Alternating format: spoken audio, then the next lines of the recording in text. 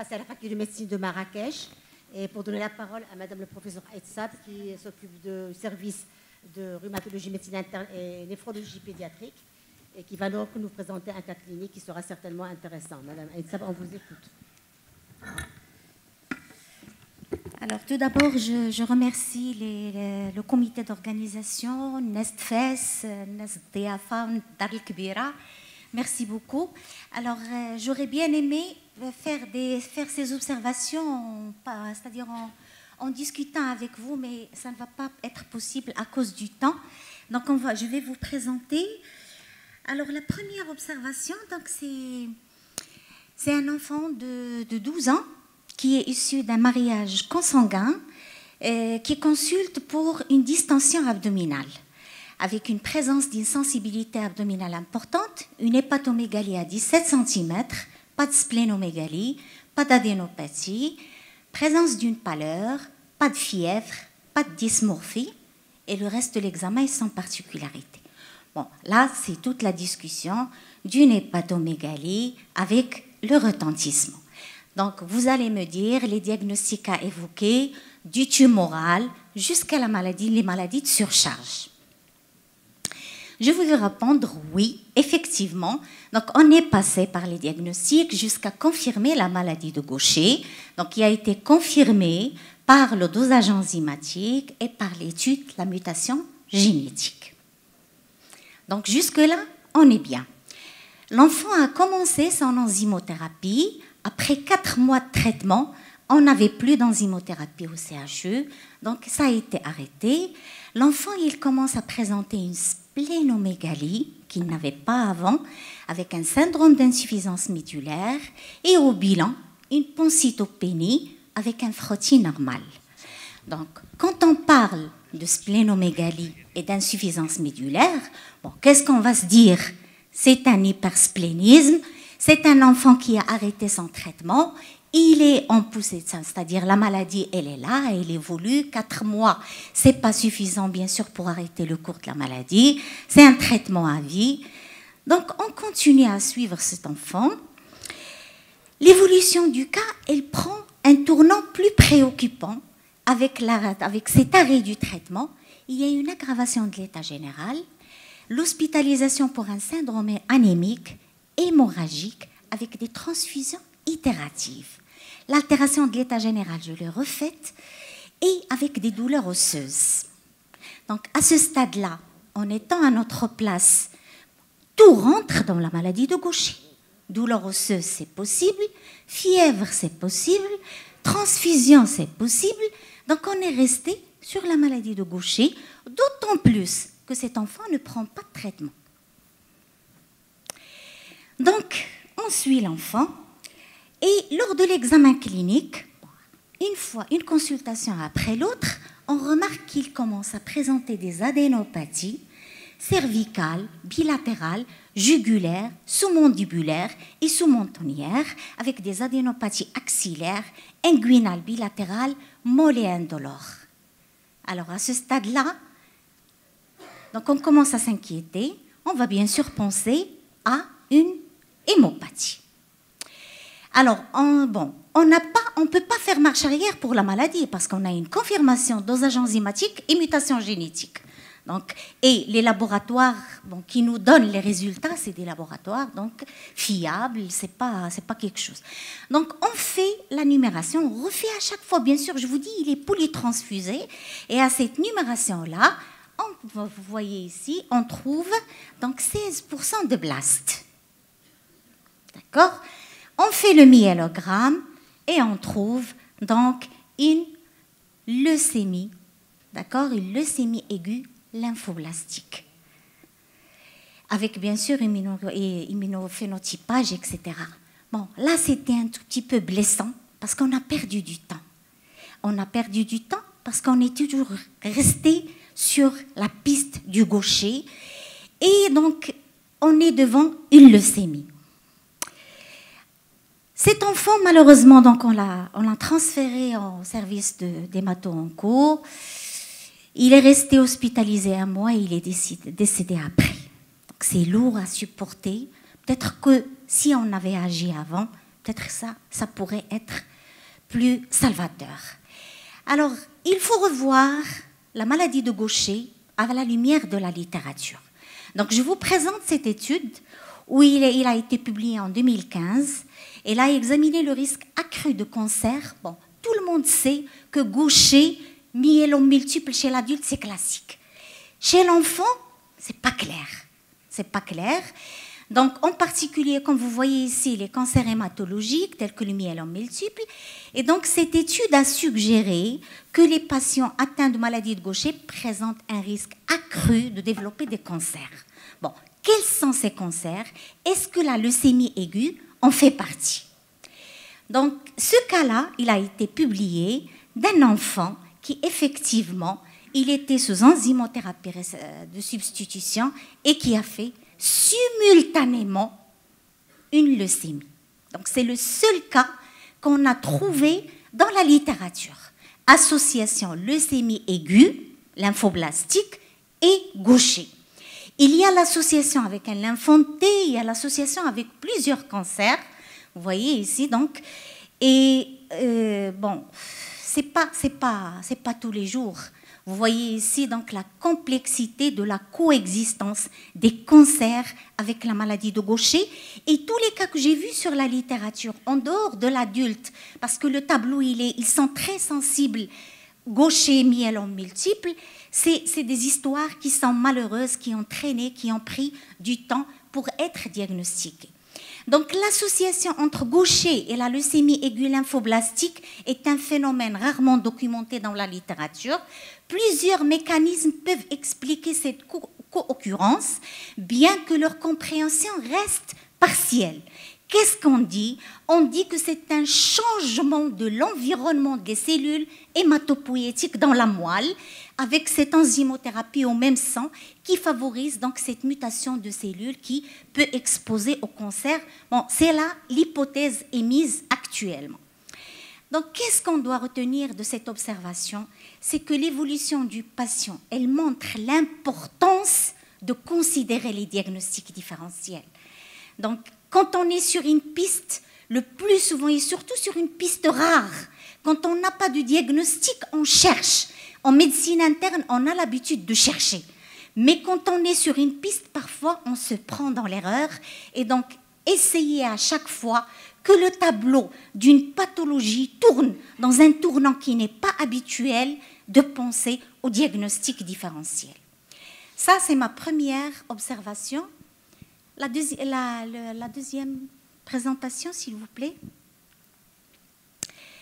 Alors là, non, c'est pas celle-là.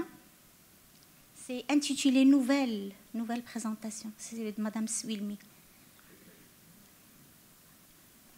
Voilà.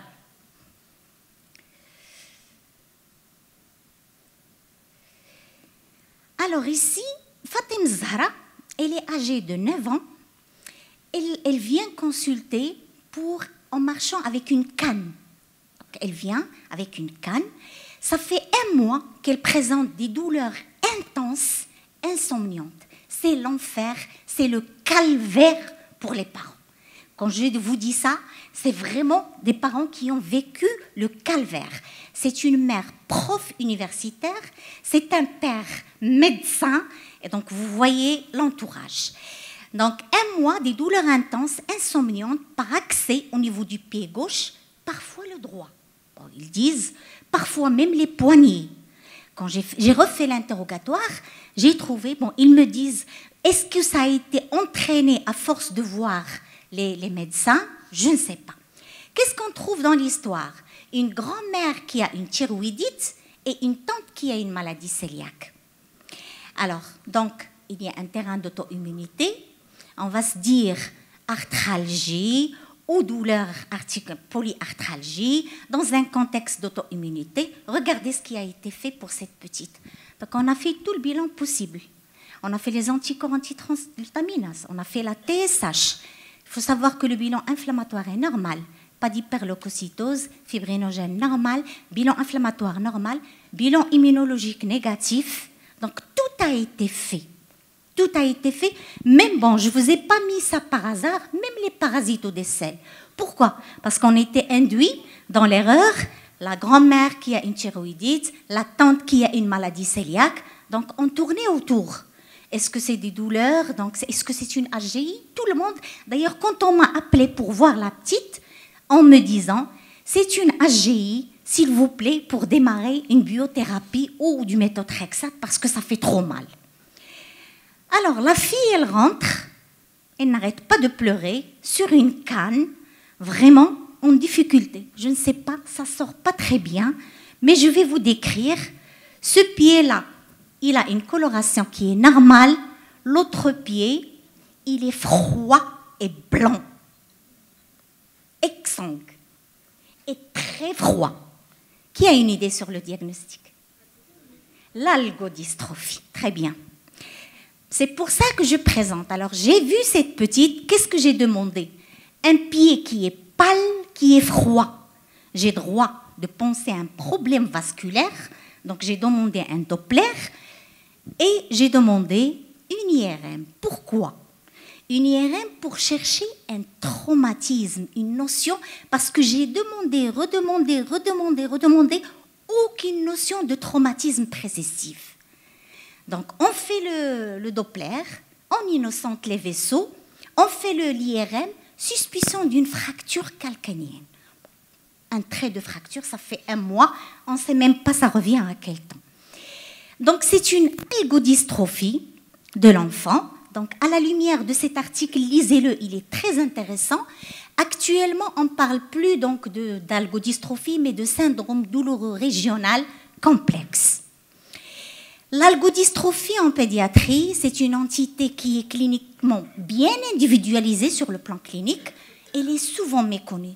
Si je vous dis qu'elle a vu tous les médecins de Marrakech, les traumatos, les chirurgiens, les pédiatres, elle a vu plein de médecins, parce que le père, il est médecin, et donc il demandait avis, et il faisait les bilans, bilan après bilan.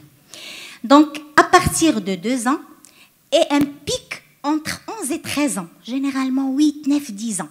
La clinique, elle est fruste, atypique, et elle peut être pseudo-ischémique. C'est pourquoi vous avez ce membre qui est froid. Pourquoi? Parce qu'il y a un problème neurogène, un problème de vasoconstruction, et donc c'est ça ce qui donne... La physiopathe, dans tous les cas, n'est pas bien connue. Les enfants, ça touche qui, l'algodystrophie? Elle touche le plus souvent des enfants qui sont surinvestis par des parents, soit à cause de la scolarité, soit un milieu très sévère. Eh ben, c'est le cas de cette petite. Elle est brillante à l'école, et les parents, bien sûr, c'est des parents instruits qui exigent un haut niveau de leurs enfants comme nous, hein. On peut leur rien en vouloir. Les taux de récidive, il est mal précisé. Bon, je vous résume la situation en 2 choses. C'est que c'est un peu compris chez l'enfant, mais ce n'est pas du tout la même chose. Le point de différence important, c'est l'évolution. L'évolution chez l'enfant, elle est rassurante. Ça peut prendre des mois, ça peut prendre parfois même des années, c'est rare, mais ça finit par, à condition de ne pas avoir des complications. Ben, vous voyez l'aspect d'une main algodystrophique, d'accord? Là, ça ne sort pas très bien sur l'autre radio. Vous avez l'aspect rouge, ça c'est ce qu'on appelle la phase chaude, parce que dans l'algodystrophie, il y a la phase chaude et la phase froide. Et classiquement, chez l'adulte, l'algodystrophie à la scintigraphie, il n'y a que les scintigraphies qui peuvent vraiment orienter le diagnostic.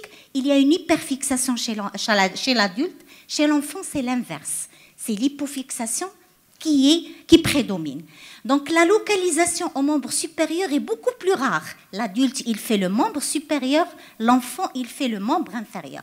L'atteinte de l'épaule ou de la hanche est rarissime. Les formes bilatérales sont aussi rares. Une déminéralisation en bande horizontale métaphysaire, mais qui s'installe tardivement. Et à ce stade-là, vous avez déjà des raideurs et vous avez des troubles trophiques. Donc, il ne faut pas attendre une radio, l'interprétation d'une radio, demander une scintigraphie, pas une radio. Et la grande différence avec l'adulte, c'est ce que je viens de vous dire, que l'aspect scintigraphique, vous avez une hypofixation au lieu d'une hyperfixation. La physiopathie, elle est similaire à l'adulte. La sémiologie clinique, elle varie en fonction du stade évolutif de la maladie. En général, les signes apparaissent 2 à 3 semaines, à 6 semaines après un traumatisme. Alors, le traumatisme, il peut être un traumatisme mécanique comme il peut être un traumatisme psychique. Donc, il faut savoir chercher des pines irritatrices. Donc, le début, il est brutal, parfois même progressif, et l'évolution, comme je viens de vous le dire, plusieurs semaines jusqu'à plusieurs mois, ça finit par disparaître. L'algodystrophie de l'enfant, elle siège plus d'une fois sur 2 au membre inférieur, surtout le pied, la cheville et les genoux. L'état général, il est normal, il est conservé, pas de perturbations biologiques. Et plus que la moitié, donc, ils ont une anomalie et non aucune anomalie radiologique. Donc, il ne faut pas attendre des anomalies radiologiques. Et l'aspect scintigraphique, j'en ai parlé. L'évolution, elle se différencie par une durée moins longue et par un meilleur pronostic sans séquelles, la guérison de quelques semaines à plusieurs années, le traitement. Alors là, c'est le calvaire. Rien ne marche, on essaie tout a été essayé chez l'adulte et bien sûr, on transpose sur l'enfant. Donc, on utilise tous les paliers dentalgiques jusqu'à arriver aux dérivés morphiniques. On utilise donc la neurostimulation, on utilise la kinésithérapie, mais c'est une physiothérapie par l'eau. Je vais vous en parler. Il y a la calcitonine, il y a les blocs sympathiques, périphériques ou centraux, les antidépresseurs tricycliques ont été utilisés, la corticothérapie, la psychothérapie, donc on utilise tout. Qu'est-ce qu'on utilise actuellement ? La calcitonine dans les formes très réfractaires, je vous ai mis la dose. On peut utiliser des biphosphonates, le pamidronate. Les autres, par voie intraveineuse, les autres n'ont pas d'AMM dans cette indication. Les analogues de prostacycline et les blocs sympathiques, ça peut être bien sûr, mais il ne faut pas être trop agressif. Et une thérapie psychocomportementale. Voilà ce qu'on fait comme kiné, c'est-à-dire on trempe dans l'eau froide, puis on trempe dans l'eau chaude, et il y a l'inverse, il y a ceux qui font l'inverse. Donc ça dépend de la phase, est-ce qu'on est dans la phase chaude ou dans la phase froide. Donc on utilise aussi ce qu'on appelle la thérapie miroir. Donc ça c'est on trempe le cerveau. Pour caricaturer les enfants, le membre بحال هكا ما تقيسوش دوز حدا يغوت مازال ما قستيش. Une fois vous voyez des enfants comme ça, pensez à l'algodystrophie.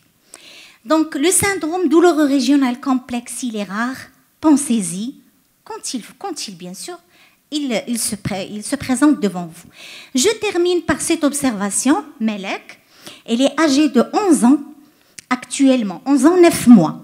À l'âge de 2 mois, elle est suivie depuis l'âge de 2 ans pour un tableau d'arthrite du genou. C'est une arthrite documentée avec des anti-CCP positifs, avec une douleur rachidienne.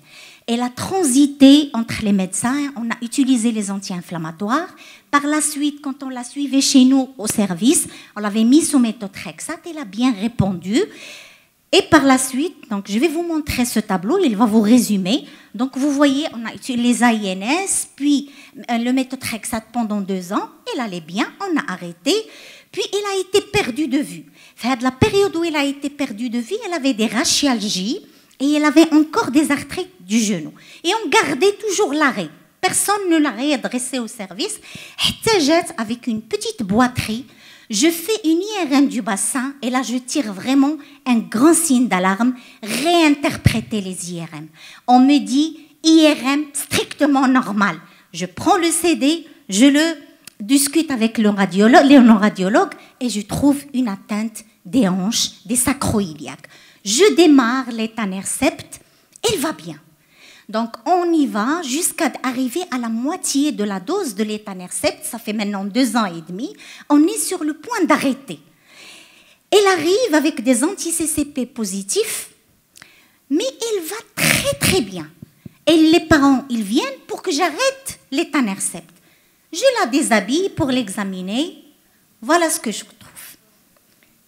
Alors, psoriasis. Quelle psoriasis? C'est ça la question. Alors, elle a cette lésion, effectivement, qui fait évoquer le psoriasis. Il y avait la sœur avec. Donc, j'ai demandé l'interrogatoire. Je commence à voir, bon, d'ailleurs, on ne pose jamais le diagnostic d'AGI sans chercher le psoriasis. Il n'y avait aucun élément en faveur. La sœur, ça c'est le genou de la sœur, elle a une lésion de psoriasis. Donc maintenant, la question qui se pose, est-ce que c'est un psoarthropathique ou l'atteinte articulaire a démarré avant? Si c'est le cas, pourquoi le pso il persiste avec l'anti-TNF-alpha qui peut le traiter? La deuxième question, les anti-TNF-alpha, ils entraînent ce qu'on appelle un psoriasis induit ou un psoriasis paradoxal. Donc c'est ça la question qui se pose maintenant. Et donc à la lumière de la littérature, donc le psoriasis paroxystique ou paradoxal, c'est de nouvelles lésions cutanées psoriasiformes chez un enfant sous anti-TNF-alpha. Donc malgré sa ressemblance, je vais terminer rapidement. Donc c'est un effet secondaire, c'est un pso induit. Donc voilà, donc ça se présente sous cette forme. Il y a une différence. Pour faire la différence, vous avez l'histologie. Dans le psoriasis paradoxal, il y a les 3 composantes qui font la différence avec le psoriasis vulgaire ou le psoriasis normal. Elle se présente comme ça cliniquement et la physiopathe, elle est totalement différente. Hadik médié TNF, l'autre non médié TNF. Et donc, il y a plusieurs médicaments qui sont inducteurs de psoriasis, y compris les anti-TNF-alpha. Et la question maintenant, donc voilà, donc c'est des lésions. Bon, je vais arriver pour vous dire que en 2021, il y a plusieurs biothérapies qui sont indiquées dans le psoriasis. Donc ça traite le psoriasis, ça traite le psoarthropathique et ça peut induire le psoriasis. Donc on est dans ce cercle. Il y a même les biosimilaires maintenant, on continue sur cette voie, même si ça induit le psoriasis. Et il y a bien sûr toute une discussion dans la littérature, parce que la question qui se pose, est-ce que je vais arrêter? Est-ce que je vais changer par un autre anti-TNF ou par une autre biothérapie? Ou je vais carrément changer de traitement? Eh bien, c'est la question qui se pose chez cette petite. Elle vient d'arriver le 13 février. Donc, on a fait une biopsie cutanée pour avoir les 3 composantes. Et on va voir, est-ce qu'on va la switcher vers un autre anti-TNF-alpha ou bien carrément vers une autre molécule de biothérapie. Je vous remercie. Merci Madame Aïtsa pour ces 3 cas cliniques très intéressants qui vont susciter certainement des questions dans la salle. Mais pour ne pas empiéter sur le programme, nous allons ouvrir la discussion et nous limiter à 2 questions maximum par cas clinique. Donc Madame Haj Khalifa. Merci beaucoup, c'est excellent. D'ailleurs, je n'ai pas besoin de dire ça, je suis toujours dit excellent depuis que tu as fait ta thèse avec moi sur les ictères du nourrisson. Je voudrais te poser 2 petites questions. La première, l'algodystrophie, on a discuté toutes les 2 pendant que tu présentais. Alors, Madame Mikou, pourquoi le caractère unilatéral? C'est une algodystrophie, pourquoi unilatéral? Allez-y. Qui a été traumatisé. Traumatisé, parce que là, il avait une fracture. Qui a été traumatisé. Pourquoi l'autre membre est douloureux? Il n'est pas douloureux. C'est le fait que tout le monde demande, est-ce que c'est des polyarthralgies? Les parents, ils s'en rendent compte, j'ai isolé la fille. Elle a l'algodystrophie dans le truc où il y avait la fracture. Oui. C'est ça, là où il y avait la fracture. La deuxième chose, est-ce que devant cette symptomatologie qui fait un peu vasculaire, tu ne penserais pas au Fabry, même s'il n'y a pas d'angiokératome? Il n'y a pas d'angiokératome. Oui, même ça n'est pas la même chose. Pas la même chose. La maladie de Fabry, elle donne des acroparesthésies. C'est ça.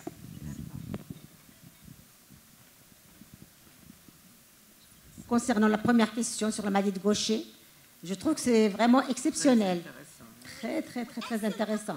Oui, vraiment intéressant. On n'a jamais, moi dans mon petite expérience, j'ai jamais vu de... Vous vous rendez compte, si on posait la question aux parents qui achètent le cérizime très cher, vous voulez l'enzymothérapie substitutive en sachant que, là de la phrase, voulez-vous l'enzymothérapie substitutive qui est tellement chère, c'est des millions, avec le risque le leucémie lymphoblastique حتى واحد ما يدير لك l'enzymothérapie substitutive. Bien sûr. Ah non, même le paracétamol, il peut donner une atteinte hépatique mortelle. Bien sûr. Oui, bien Là, sûr. on est Oui, devant. bien sûr. C'est-à-dire ce qu'on gagne avec l'enzymothérapie, c'est contrebalancer au risque de cancer, c'est vraiment rare. C'est très rare. Là, le message, c'était on s'est fait piéger. Oui, oui, On oui. s'est fait piéger. Pour un diagnostic confirmé. Voilà, ça. Merci, la salle de recherche. Oui. Alors, la troisième observation, rapidement, s'il y a une question.